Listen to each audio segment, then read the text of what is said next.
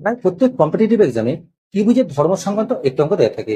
আজ তোমাদের ত্রিভুজের ধর্ম সংক্রান্ত এমন একটি অঙ্ক দেখাবো যে অঙ্কটিকে দেখে মনে হবে তোমাদের খুব সোজা, কিন্তু এর উত্তর তোমরা অনেকেই ভুল করবে। দেখো অঙ্কটা কি দেওয়া আছে। একটি সমদ্বিবাহু ত্রিভুজের দুটি বাহুর দৈর্ঘ্য যথাক্রমে 8 সেমি ও 10 সেমি হলে তৃতীয় বাহুর দৈর্ঘ্য কত হবে তোমাকে নির্ণয় করতে হবে।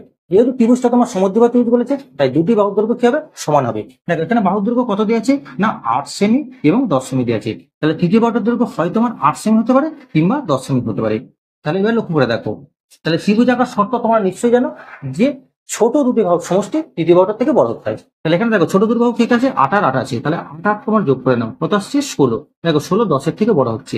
এবার লক্ষ্য করে দেখো নিচের শর্তটা লক্ষ্য করে দেখো, এখানে ছোটদের মধ্যে তুমি কিন্তু আইডেন্টিফাই করতে পারছো না, তাই প্রথম শর্তটাই কিন্তু কার্যকরী হবে। অর্থাৎ তৃতীয় বাহুটার দৈর্ঘ্য কত হবে 8 সেমি, যেটা তোমার আছে অপশন এর মধ্যে। তাহলে এই অঙ্কটা তোমার যদি বুঝতে পারো, তাহলে এই অঙ্কের উত্তর কত হবে তোমার উত্তর কমেন্ট বক্সে জানো। ভিডিওটি ভালো লাগলে লাইক করো এবং এই জাতীয় নিত্য নতুন ভিডিও টিপস পেতে অবশ্যই চ্যানেলটিকে সাবস্ক্রাইব করো।